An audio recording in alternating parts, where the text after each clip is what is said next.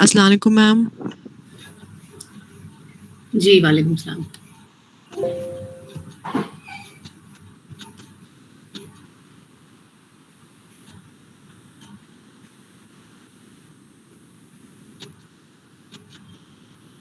Do we begin the class? जी ma'am. How many students have joined? 67, 65, 66. 66. Yes ma'am. All right, so I think we can begin. I think yesterday we have discussed about, so you can see the slide. Yes, ma'am. Okay.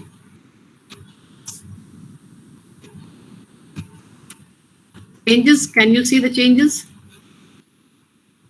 Yes ma'am. Yes, All ma'am. right, all right, all right. So I'll be discussing. We have discussed the challenges yesterday and issues and concerns of organizational behavior. So today I'll continue with that, and I'll be discussing specific challenges that businesses are confronting in light of the pandemic. So COVID-19 and what are the changing organizational behavior implications? What are the issues and challenges which are now coming up and which are likely to remain for some time? So we'll be looking at what are the changing organizational behavior implications, concerns, issues, challenges. So that's what we'll take up today, and with that we'll wind up the initial part of OB, which is the conceptual part and the challenges, etc. Now, with the pandemic, what has happened is that we have all been reading about how companies have been affected by the pandemic, and companies are of course facing a turbulent world, as we say. Businesses have nosedived, and a lot of problems have of course happened everywhere. So in general, businesses have been severely affected, and what is happening is that now a lot of changes which are taking place. In fact, it is said that businesses are rethinking their entire model, their business format, everything. They have to rethink their supply chains, their marketing strategies, finance, HR. Everything is going for dramatic changes, and so business organizations are confronted with those kinds of gargantuan challenges. And in the present times, a lot of companies, most of the companies in fact, they were the basic necessity before them was how to survive. So it was not about profits, it was not about revenue and sales, it was about basic survival, because companies were going out of businesses. Industries were getting decimated in the process. Businesses were getting vanished. So it was a question of survival. Just like for human beings, it was a question of survival. So business organizations also, for them, it was a question of survival. So they were looking at how to remain where they are, how to survive in this kind of a situation. And as a result of that, a lot of survival strategies had to be adopted. For example, work from home came up as a survival strategy. Digitization, remote working, all these were survival strategies, because employees could not come to offices to work. So therefore, it was felt that, okay, work from home is one way where we can continue to work, and employees can work from home. Also remote working, work from home, there's all this digital thing which was happening. All of these were part of the survival tactics of businesses, that enabled businesses to continue to live, that enabled businesses to continue to work. So these were ways which, were helping companies to at least continue doing what they were doing. Blended work arrangements are now defining offices. Blended work is that some people are coming to offices and rest of the people are working from home. Only the critical employees, of course, during specific lockdown periods, offices remained closed in most part of the world, everywhere. But when the lockdowns slightly eased, then companies allowed some people to come. They said that some critical people who are into critical activities, they are coming, or who are into operations activities, they are coming. But the rest of the workers are working from home. And a lot of companies, they said that even after the pandemic subsides and it is over, we'll continue to have a majority of our workforce working from home, because this was an experiment. And then they realized that the experiment was working pretty well, and a lot of people could well work from home. Of course, now a lot of things are changing. Like, for example, some IT companies are saying that no, we will call the employees back, and most of the employees will be back in office, because there are problems with work from home also. A lot of connectivity issues, lot of management issues, all those things are there. But for the time being, remote working, work from home, blended work, all these things are redefining the corporate office. They are redefining the corporate landscape. And as a result of that, they are redefining organizational behavior. So a lot of rethinking is going into that process. Gig economy, I'm sure you must have heard of this term, which is now being used on a very frequent basis. Gig economy is this concept of the economy getting redefined with these flexible kinds of work, project-based work, temporary work, freelancing, all of those things, which is now getting defined as part of this new gig economy. So, we have seen that now that traditional concept of a 9 to 5 office and going to a place of work, that got changed because of work from home and because of remote working.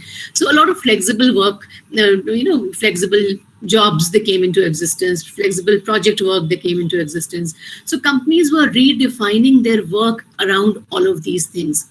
So work was getting redefined.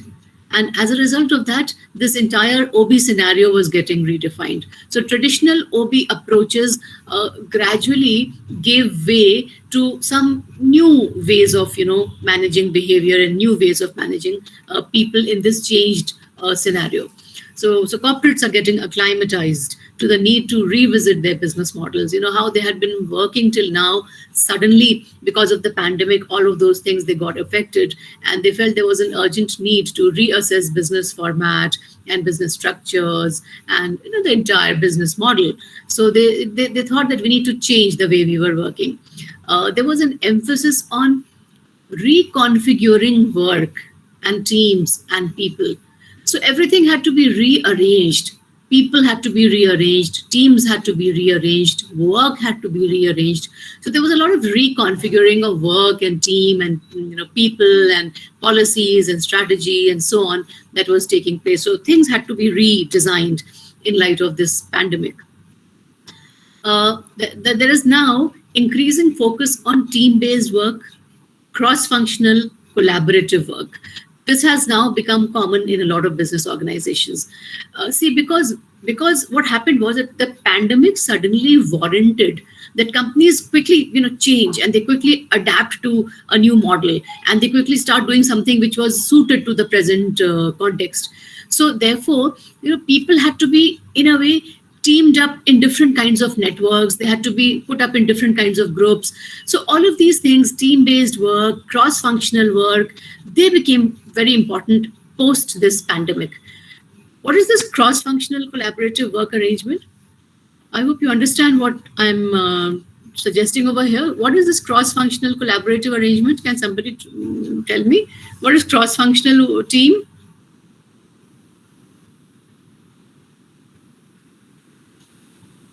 Are you listening to me? Ma'am, to work with different departments. To work with different departments, yeah. So see, what has happened is that traditionally different departments, they used to work separately. So HR people would work separately and marketing people would work separately. You can see the slide, right? Yes, ma'am. Yes, ma'am. Okay, fine. So different departments used to work separately in the traditional ways of working, but gradually of late, what was happening was that organizations, even before the pandemic, organizations were realizing that teamwork is very important, and it's not just teams within a department, but we need to have cross-functional teams. Cross-functional means people from different departments need to come and form teams and work together. I discussed that example of the blind men and the elephant. That basically is an example, that can be used to explain what cross-functional teams are. Cross-functional teams are teams which include people from different departments and different functional areas. So we want them to come together so that they can share different insights about a particular problem, and a more broader perspective of a particular problem can be pointed out. So cross-functional assignment was already becoming quite common in companies, but post-pandemic it became all the more common. So companies realize that now we have to do a lot of correction, we have to do a lot of survival mechanism has to be adopted, a lot of quick decisions have to be taken. So for that, people from different departments and different functional areas, they have to be brought together, and so that they can share their insights, and then we can redesign work and we can redesign policies and so on. So this was how work was getting transformed. This was how a lot of changes were taking place. Virtual networks, because people were working from home, people were working from remote locations. So virtual networks of independent people, firms and individuals, they were coming together to provide services or products. So that's how the entire corporate, landscape was changing. Businesses went for a structured course correction to test an entirely new hypothesis, an entirely new way of working. So that is how companies were changing. That is how people were changing. That is how style of working was changing. Teams were changing. So the entire paradigm of organizational behavior has changed post-COVID. Now, I'd like to point out what are some of these new imperatives that have come up, the new OB imperatives that have come up in recent times. A lot of companies have started, and this is not just specific to COVID. Many of these things were happening before COVID also. But after COVID, they are happening on a wider scale, on a more rampant basis. A lot of companies were, changing their structures. They are delayering, and they are moving to become flatter in terms of structure. Now, what is this flat structure? You must have heard about tall structures and flat structures. What do we mean by structure? Organizational structure is the way people are arranged, right? It's the way who will be occupying top positions, who will be occupying middle position, and who will be in the lower level. So it's the way people are arranged. And typically, how are people arranged? People are arranged in the form of levels. So we say we have a hierarchy along which people are arranged. Now, traditionally, organizations used to have a tall hierarchy. But recently, organizations have started delayering, and they are now having flatter hierarchies. Can somebody explain what do we mean by this delayering of tall hierarchies to flatter hierarchies? Can someone explain this? Mohammad Faizan? Ma'am, how is this different from centralization and decentralization?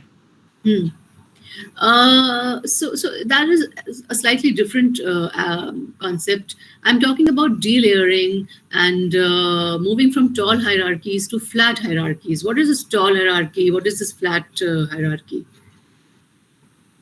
Ma'am, decreasing the layers in the hierarchy is flattening. So what is a tall hierarchy?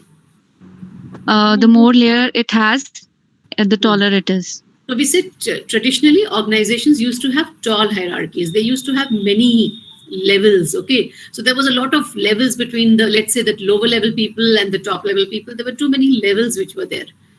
So what is the need to delayer?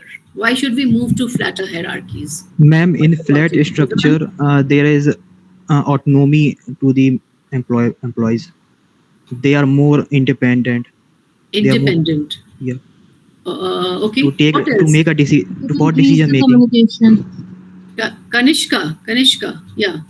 Ma'am, it helps to increase the communication, to make the communication. There are several reasons why companies thought that we need to move to flatter structures, but the most significant reason is that there was a lot of communication gap between the lower levels and the top levels. And this communication gap was adversely impacting business functioning.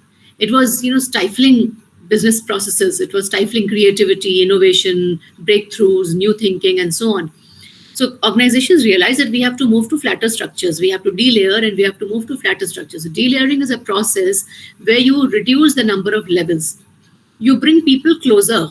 You have lesser number of levels. So we say from a tall hierarchy, you have reduced the hierarchy and made it flatter. So in a flatter hierarchy, people have lesser number of levels, so they come closer. So how do you structure people? You structure them in teams. Rather than having them in levels, you structure them in teams. Now, this is something which was already happening, but post-COVID, because a lot of changes had to take place in thinking, in ways of working, in strategies, and in everything else. So this, became a common practice in a lot of companies, a lot of delayering, teaming up, flat structuring. These things, they started to happen. Now, when you have a tall structure, there's a different style of communication, there's a different style of reporting, there's a different organizational behavior. When you have a flat structure, it requires different communication. It has different styles of reporting. People are more in the form of teams. So an entire different OB paradigm emerges. So these changes have changed OB perspectives. Then decentralized decision making is also something which is related to this idea of flat structure, Arham. So it says that yes, that now with flatter structures, companies are now also having decentralization. So a lot of delegation of authorities taking place. Power is trickling down to the lower levels. Different teams are having their own autonomy and independence to work. So decentralization is taking place because. Why decentralization? Because now we had to make fast decisions, quick decisions. Business processes had to be quickly redesigned, ways of working had to be quickly redesigned. So for that, it was necessary that a lot of decentralization had to be done. So decentralized decision making is now becoming quite common. Then leaner organizations. What is this lean organization? What's a lean organization? Organizations have now started focusing on being the right size. Again, traditionally, a lot of companies used to be, as we say, they used to be overweight. They used to be very fat and bulky, fat organizations, as we call them, big, oversized organizations. Like, for example, in a lot of cases in India, in the public sector, we say a lot of PSUs are very huge. They are unwieldy, they are big, they are fat, whatever. So what is happening was that too many people who are not even required. So too many people are working in an organization. Most public sector organizations, there are thousands of people who are working. Many of them are not even needed, but they're working because those positions are there. But with time, what happened was that a lot of companies, they realized that this was a cost. It was affecting their bottom line. So we have to become leaner. We have to become faster, more agile, quicker. And for that, the shape has to be leaner. So companies, they started right sizing. They started having just the right number of people and not excess number of people on board. So leaner organizations, they also have become the norm now. So companies are trying to be, of the right size. We must have the right number of people. That's it. Why have too many people if they are not needed? So becoming a lean organization, that is why sometimes they are also called as lean and mean organizations, because they downsize people, they retrench people, and so on. But anyway, that is a business requisite. So today's times, they demand that businesses be lean organizations, just the right size. It is often said that elephants cannot dance. So big organizations are like elephants. They are so huge, and an elephant cannot dance. Why? Because elephant is so huge in size. Because it is huge in size, so it can't maneuver, it can't dance, and so on. So the same analogy is used for organizations. If you are too huge, too big as an organization, it becomes difficult to quickly adapt to environmental changes. It becomes difficult to quickly change. And that is why organizations are now preferring to be leaner. Not very big, not very huge, not having unnecessary manpower, just being the right size, and so on. So leaner organization is the norm now. Then the most significant aspect of business that came up in recent times post the pandemic was becoming resilient, having resilient business formats. Because as I said in the first slide, survival became the key question. And so for survival, the most important thing was for companies, it was not profits or revenues or whatever. It was just being resilient and being able to exist, being able to survive. What is this resilience? Resilient business formats. What do we mean by this? Ma'am, to getting back to the Like original. any external thing should have least effect on the I didn't get Vakas. Yes. Yes. Ma'am, I said that any external change should have a least effect on whatever the business is doing. I'm sorry, I didn't get you. Can you repeat or be a little clear? So, ma'am, I said that any external change that is happening outside of the business should have a least effect. Should have a Least effect. Least effect, ma'am. Least effect. Should not affect that much. Like, okay. So what is resilience? Apart from this, what else is resilience? Resilient business format. A resilient business. Yes, Kanishka? Ma'am, getting back to original form, like after COVID, they have to get back to the. Okay. All right. In general, resilience is your ability to bounce back. You know, if there's a setback, how quickly you bounce back. That is what resilience is. So resilience is now, you know, the most used, misused word ever since the last 1 year. So resilient business model and resilient business format and so on. But anyway, it makes sense. It makes sense because businesses realized that we have to be resilient. Resilient means, as you said, Vakas, the ability to, you know, to survive and the ability to not have external forces impact you adversely. So that is your resilience. How strong you are in the face of adversities, how strong you are in the face of changes taking place outside, and how quickly, if you're affected, how quickly you bounce back, how quickly you come back.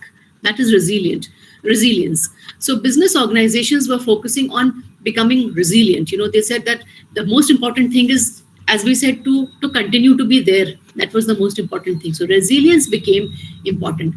So they thought that we need to have a way of working. We need to have business models.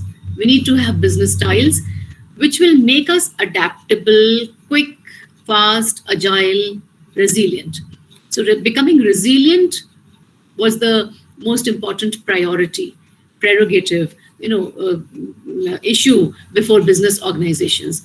And what do we mean by resilient business model?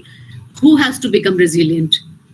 We have to become resilient. Employees have to become resilient. You know, they have to be quick and fast and responsive and able to handle these external shocks. So resilience became important. Responsive, the next point, responsive business processes. So your business process, your methods, your way of working, your know-how, your style of functioning, all those things have to be very responsive and, you know, as we say, resilient. All of these things, they required that people be reskilled and retrained because, you know, we were working in a new environment now. We were working from home. We were working in a new settings. A lot of people were not comfortable using these digital platforms. So a lot of retraining had to be required, training had to be given, reskilling was required because somebody who was used to working in the office was now made to work from home using a computer, a laptop, and, you know, all those things that you were doing in office, now you're working from home and you're doing from home. So it required change in your working style. It required becoming technology friendly. It required having, you know, technical skills. It required you to become techno savvy and so on and so forth, and many other things. So basically, it required changing your way of working, and changing your way of working requires reskilling. You know, you have to have new skills now. IT skills became important. So, and many other skills became important. This virtual communication, collaboration, all those things became important. You have to learn about those things as an employee. So it required reskilling and retraining. It also required redesigning work around distributed teams. I just now in the previous slide discussed about teams and virtual networks and all that. So distributed teams. Now your employees were distributed across different cities and towns. So maybe it's an organization which was based in, let's say, Bangalore, and because of the lockdown, so the organization had to ask its employees to go back and work from home. So people, they shifted to their own hometowns and other places and so on. And so your team was distributed across India and even beyond that maybe. So it was a distributed, geographically distributed team, a virtual team, which was working, and you had to redesign your work around these distributed teams. So those changes were taking place. Flexible work. Work became flexible. The concept of 9 to 5 office job, which required work to be done at a particular time, at a particular place, that entire definition of work and job got reinvented. So work was no longer a 9 to 5 office job where you had to go to a particular office and work. So this transformed the entire concept of work. So this was how the things that were changing. And in this entire change and scheme of things, digitalization, online communication and collaboration tools, artificial intelligence, all of these things, they became significant. So work was redesigned around these IT capabilities. So IT capability and an understanding of IT capabilities became important. So this is how work has changed. This is how organizations have changed. And this is how this entire way of managing people, communicating with people, motivating people, managing a distributed workforce, managing a distant, workforce, people working from different locations, all those things, they got changed. So OB styles changed, how to motivate a distant workforce, how to communicate with a distant workforce, how to communicate with somebody who's working from a different city, a different location. So the entire way of communicating with people, motivating people, rewarding people, all of those things, they got transformed. And when we will be discussing rewards, or we'll be discussing learning or motivation or whatever, then maybe some more examples, some more insights related to this might come up later. So this is how OB paradigm has changed. And just to give you an insight, I thought I'll discuss this case study of Zomato. How Zomato changed itself, and how Zomato changed the industry. Founded in 2008, Zomato, as you all know, is an Indian multinational food aggregator, food delivery company. It provides information, menus, user reviews of restaurants and food delivery options from partner restaurants. It operates in about 24 countries and has more than its businesses in more than 10,000 cities. So initially, when it started, it was, of course, a small company which was concentrated only in a few metros of India. But now Zomato is everywhere, small towns, everywhere you find the Zomato person coming and delivering food at your doorstep. So it's now an organization that all of us are familiar with. Zomato has made a name for itself in the industry. First, because it became a prominent player in this food delivery business. Second, because the way Zomato has used digital marketing and this entire IT capability. So Zomato's IT capability is used as a case study to understand how you can have a business which is working only and primarily with the help of IT capabilities. I mean, of course, I know most of you would be ordering food from Zomato, right? So probably you know better than me because I have never ordered food. So probably you know better how Zomato works. I mean, what is Zomato? If you define it as an organization, what is Zomato? It's all about a digital organization, maybe. You don't know where it exists. You don't know where it has offices.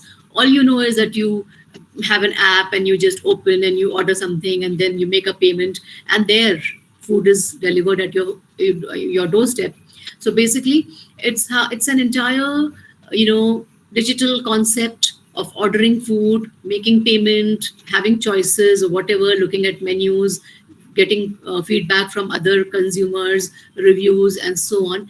So this entire model of having implemented a very fine system of digital marketing is replicated by a lot of companies, not just in the food delivery business, but in other businesses also. So Zomato is often considered to be that way a benchmark in having used digital marketing and digital capabilities with a lot of excellence. So that's the success story behind Zomato. In April 2020, when the pandemic had started spreading to India, Zomato introduced contactless dining. What is this contactless dining? What were the key features of this contactless dining by Zomato? Can someone tell me? Maybe you go to a restaurant and you don't order food through the menu, but you download their application and you order the food from there. They give you a scan code, so you scan the code and scroll through the menu. Okay. And when the menu is ready, you can take the food from a specific place and you can eat it. There is a distinct places in the restaurant where you can eat with proper distance maintaining from one other place to another. It has happened with McDonald's also. Okay. Yes. Now, of course, most these quick serve restaurants and other restaurants, they have gone in for contactless dining. I'm discussing specifically about Zomato because of certain specific things that I wanted to point out, just as a case study. What else? When they deliver food at the doorstep, what are these contactless strategies that they're adopting? They just ring your doorbell and then they leave the food out there when they are sure. All right. Yes. So basically what they're doing is that they are trying to, adopt all those so-called safety measures. So, they leave the food there, or maybe the person will be wearing a mask or whatever. So a lot of those safety precautions they are exercising. And I remember those ads that, that came up that food is safe during the coronavirus, because people had initially stopped ordering food. So they started putting up those ads that food delivery is safe during this COVID period. So that is how this, because suddenly there was a dip in their business because people stopped ordering food because of the fear of the coronavirus. So that is how they started advertising that you can order food, it is safe, and our delivery mechanism is safe. We are doing contactless delivery and all those things. So it's okay, you can order food. So that's how they tried to kind of, ensure that they didn't run out of business during this crisis. But anyway, the food delivery business had actually gone down during the initial phases of the COVID, this pandemic. So in May 2020, Zomato, it forayed into grocery and essential delivery services as orders for food declined, specifically in big cities like Bangalore and Mumbai and all those cities. So they realized that they had so many people, so many employees, and food orders had declined. Nobody was ordering food from restaurants. So what do we do with all these people? So that is when, we say there is a strategy that you pivot, you do something new. And that is what we mean by resilience and all those things. So they thought that we can, because people are now, they want groceries at home and they don't want to come out of their home. So they partnered with a lot of supermarkets and these retailers in these cities, and their own delivery people, they started supplying these groceries and essentials to people in their houses. So rather than just providing food from restaurants, they partnered with retailers and supermarket chains, and they started supplying groceries to people's homes. So in a way, they pivoted their workforce and used them for other things, because survival was the key question and all those things. So when business dipped, they started deploying their workforce in other things. And that is what I discussed in the first slide, that your resilient business model says that you should be ready to reconfigure. If people are not ordering food, okay, fine, we'll deliver groceries, we'll deliver maybe medicines, maybe essential supplies. So that is how they pivoted. That is how they shifted to something else. And they partnered with other supermarkets and stores, and they started supplying products, and they got some earning in that process. So this is how they changed for the time being. It also had to lay off. Zomato also had to lay off some employees because, of course, demand had gone down. So it laid off some employees, but it continued to pay half their salaries for about 6 months. And also some employees had got shares, ESOPs and all, employee stock option plans. So they said that even if you are no longer associated with us, you can still continue to hold the ESOPs. So some health insurance schemes that they had already availed from the company and ESOPs that they had already availed from the company. So Zomato allowed them to continue to have those benefits even after they were laid off, and half their salaries for some time was given to them. So these are all gestures, that you try to show to your people that you, in times of crisis, you care for people. And these things, they go a long way. They spread a message that you didn't abandon your people. You continue to care for them. So those strategies, a lot of companies have adopted those strategies, not just Zomato, but I'm discussing Zomato as a case. The food delivery industry now has largely recovered, with the overall sector clocking around 70 to 80% of the pre-COVID figures. So that is how the food delivery is now picking up to the pre-COVID times. About 80% of the pre-COVID figures have been reached. Zomato customers, a very interesting thing has happened. Most of the Zomato businesses were in big cities, metros. Now, when this work from home happened, a lot of employees, they went back to their hometowns in small cities and small towns and so on. But they were into this habit of ordering food. So when they went back to their hometowns, they still wanted to order food. So Zomato suddenly became prominent in small towns also. Whereas before COVID, it was not so prominent in many of these small towns. But because, these people, they went back and they were ordering food. So we saw new jobs being created in small towns where Zomato started, food delivery. So those kinds of changes were taking place. Dine-only restaurants have also started food delivery through Zomato. So there were a lot of restaurants that were dine-only restaurants where you could only go and have food. But post-COVID, they thought that there is no other alternative. So they also aligned with Zomato, and they started giving, food at your homes. So food delivery at home was adopted by them also. So basically what we are trying to suggest is that how quickly, because of the crisis, this company adopted a slightly different model. It redeployed its workforce, it reconfigured its entire business, and somehow ensured that it didn't run out of business. It continued in the industry, and now it is picking up. On 23rd July 2021, Zomato went public.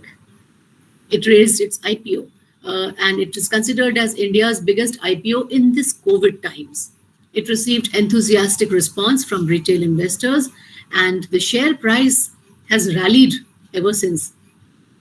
Any idea what is the share price of Zomato? It started at, I think, 74 rupees. Ma'am, it started at 76, but listed at 116. Right now, What is it today? Aaj kya hai? 126 rupees. 126. But I think yesterday it was higher. Then maybe there are some fluctuations. Anyway, so what has happened is that it is showing a steady rise. It is being said that it is showing good performance as far as the stock market is concerned. So Zomato IPO is said to be opening floodgates for other startups. The success story so far, whatever success story we can say, because it has just started. So it is showing significant improvement. So anyway, this was about how companies are pivoting, how they are trying to become resilient, how they are surviving the difficult times, and how OB models are changing, how imperatives for OB are getting redefined. So I will stop with that. That kind of ends up the first part, the first unit, the introductory concept. In the next class, we'll take up other issues. If there's any question, anything that you want to point out, if there's anything about Zomato that I've missed, which is important, which you think you want to point out, let me know. Then otherwise we can wind up. Ma'am, Zomato was rated as the work on fair work rating, the survey done in December 2020. Vakas, I can't get you what you're saying. Please try to be clear. Ma'am, am I audible? you're audible but not very clear. Boliye. Ma'am, I said Zomato ranked worst. Ma'am, Zomato was ranked worst on the Fair Work rating survey which was conducted in December 2020. Okay. All right. It was ranked poor. It was ranked poor. Yes, ma'am, ma'am, he's but saying ma'am, it was Swiggy and rated the Zomato were worst worst. application. All right. Yes, ma'am, it was ranked last. Okay. Which survey was that, and what was the parameter of the survey? Ma'am, it was a fair work rating based on the whatever the delivery partners were getting the fair wage, fair working condition, I etc. got it. But which survey is that? Because there are so many surveys which are done. You know, you'll be surprised that one survey, maybe you will find Zomato at the lowest, and maybe some other survey you will find Zomato at number 1. Those things, they happen. Industry surveys are a daily affair. Organizations, various kinds of survey organizations, they rank companies on the basis of various parameters. Sometimes the same company could be number 1. Sometimes in some other survey, you will find the same company somewhere else. So it depends on which survey we are talking about, how authentic that survey was, who conducted the survey, what were the parameters, specific parameters that were taken. If it was workplace policy, how did they study workplace policy? What were the method of collecting data? So there are a lot of things which are there. So when I'm discussing this Zomato case study, please understand that we are not trying to highlight Zomato as an organization where everything maybe good is happening. What we are trying to just highlight is how in these difficult times, how Zomato tried to survive the changes, the fast changes that happened in the environment, how it, as we said, how it became resilient, how it reconfigured its people. And there have been a lot of controversies with Zomato. There were controversies with delivery people. There were controversy in somewhere in South India, somewhere where a delivery person was, a female said that this person has hit me, and a case was filed. And so there have been a lot of controversies surrounding Zomato. There have been a lot of controversies around Zomato's advertising strategy. So there have been controversy. There have been controversy regarding Zomato's. In fact, it is said that Zomato has very good policies for females. Although there are very few females who work for Zomato, but there have been controversies regarding its female policies also. So those kinds of issues and concerns and controversies definitely would be there. Those issues would be there. And you are right. Maybe in some survey it did not fare well. Maybe there were other organizations who were doing well. So that's fine. That's okay. It's understandable. Organizations have a lot of these issues. They face a lot of these problems. They have a lot of unfair practices also. Most organizations, somewhere, somehow, you would figure out that there is something which is happening, which is kind of unfair, not very ethical. One day you find something good about the organization. The other day you may come across some news which is not so good about the organization. So right, those kinds of issues would be there. Anyway, we are not justifying or defending anything. We're just trying to highlight how a particular company has survived the onslaught of the pandemic, and how it became, in the industry, it became a model for other companies to replicate its success story. But yes, those concerns would remain. If something unfair is happening, those concerns would remain. For example, Infosys at one point of time was considered to be the best employer in India. And the policies of Infosys, the HR strategies of Infosys were replicated by other companies. And then very soon, few years later, there was a lot of story which was coming up about the work culture at Infosys, about the stress that people at Infosys were experiencing, about the long working hours, about low pay, about no career progression. So those things are always there. So the same company which is considered to be an excellent company, sometimes it comes under the scanner for various kinds of problems and issues also. So an interesting point, and we might discuss other such issues later on also. Okay, I have exceeded my time or what? No, ma'am, it's just in time. Okay, just in time. All right. So I think we can wind up. Zareen, is it okay? Ji ma'am. Ji ma'am. Cool. Thank you so much. I'm sure it was a very interesting. Everybody found it a very interesting lecture. Sure. Chaliye, theek hai. So we meet on. There is a slight change in the timetable. I think put it up on your group. Okay. We were having a class on Monday also, but now there's a slight change. We'll be having classes on Tuesday. We'll notify. Okay, on your WhatsApp group, we'll notify the change in the timing. So our next class will be on Tuesday and not Monday. Okay. And this will be the timetable for all the remaining sessions. Okay, so we'll notify on your WhatsApp group. Also on the WhatsApp group, we'll put up some, maybe, sometime we'll put up a news item or some article or some case study for you. And whenever we put up something, you are required to read that when you come for the class. So if we put up a news item or if we put up a case or whatever, please read it when you come for the class. So please keep track of whatever we are posting on the WhatsApp group. All right. Okay, ma'am. Thank you. Thank you, ma'am. Thank you, ma'am. Thank you, ma'am. Thank you, ma'am. Thank you, ma'am. Thank you, ma'am. Thank you, ma'am.